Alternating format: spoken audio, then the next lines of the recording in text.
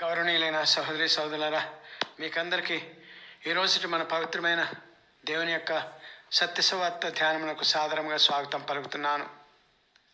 ఈరోజు మన ప్రభు అయిన యేసుక్రీస్తు దేవుడు తనకు ప్రియమైన శిష్యుడు యోహాను గారి యొక్క స్మరణ దినోత్సవమును కొనియాడమని మనకు అనుమతి ఇచ్చి ఉన్నారు.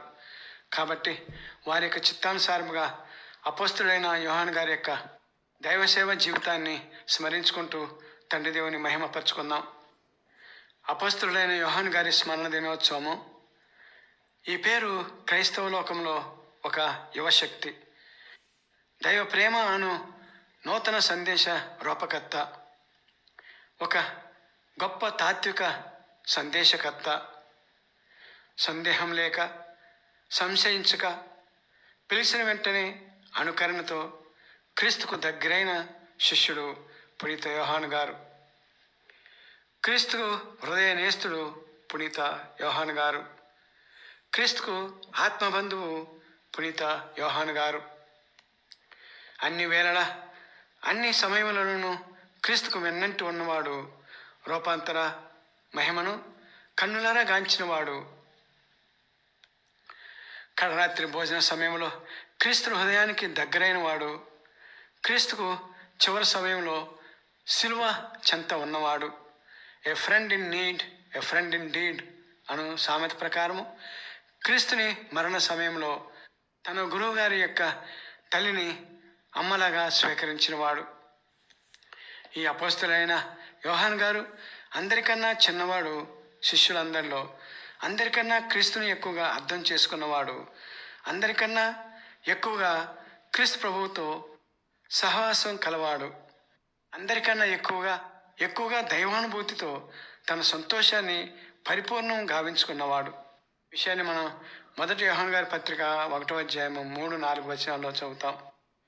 ఈ అపోస్తుడైన యోహాను గారు ఒక్కడే క్రీస్తు హృదయానికి ఆనుకున్నవాడు, క్రీస్తు హృదయ సప్పుడు విన్నవాడు. క్రీస్తు కడరాత్రి భోజనపు బోధనను అనగా జీవాహారం గురించి చెప్పిన సందేశాన్ని సక్రమంగా గ్రహించినవాడు.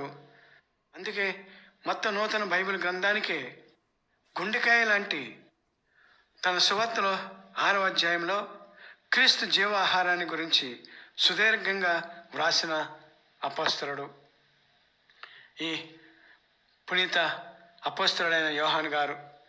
పవిత్రాత్మ శక్తితో ఈ పునీత అపోస్తలుడు యోహాను గారు శిష్యులలో అందరికన్నా యువకుడు, అయినా శిష్యులందరికన్నా పెద్దవాడైన పేతురు గారి తర్వాత వ్యక్తిగా పెద్దవాడిగా సువార్త వ్యాప్తి విషయాల్లో వ్యవహరించాడు.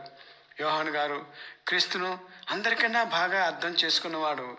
క్రీస్తు ప్రభువు పూర్తి చేయవలసిన దైవలోక వివరణను దర్శన గ్రంథం ద్వారా పూర్తి చేశాడు. దైవ దర్శనాల ద్వారా తండ్రి దేవుని భవిష్యత్ కాలపు ప్రణాళికలను ప్రపంచానికి తెలిపి దైవలోకాల గురించి సవివరంగా తెలిపిన శిష్యుడు. మొత్తం పవిత్ర నూతన బైబిల్ గ్రంథములకు సగభాగా రచయిత అయ్యాడు. తన యొక్క స్వార్థ ద్వారాను, తన యొక్క లేఖల ద్వారాను, మరియు దర్శన గ్రంథం ద్వారాను.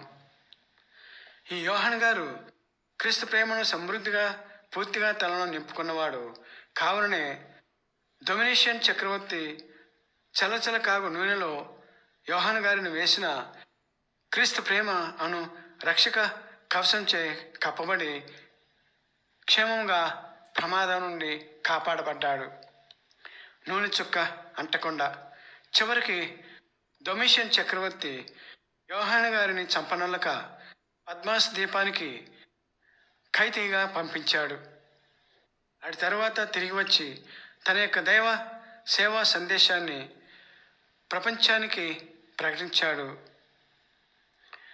తన సుదీర్ఘ దైవ సేవలో 101 సంవత్సరాల సమయంలో సంతోషకర జీవితంతో దైవసేవ తన్మయత్వంతో సహజ మరణాన్ని చవిచూశాడు. క్రీస్తు ప్రేమలో ఏకమయ్యాడు. మోక్షరాజ్యానికి అధిరోహించాడు. ఈ విశ్వశ్రీ సభ ఈరోజు స్మరించుకుంటున్న ధన్య అపోస్తలుడు పునీత యోహాను గారు. గౌరవనీయులైన సహోదరి సహోదరులారా, ఇక ఈ యొక్క గొప్ప సుశేషకర్తను స్మరించుకునే అవకాశాన్ని కల్పించిన తండ్రి దేవునికి కృతజ్ఞతలు తెలియజేసుకుంటూ ఈ సందేశాన్ని కొద్దిపాటి ప్రార్థన ద్వారా ముగించుకుందాం. తదాస్తు. దయచేసి అందరూ నాతో పాటు ప్రార్థనలో ఏకీభవించవలసిందిగా మనవి చేస్తున్నాను. ప్రార్థన.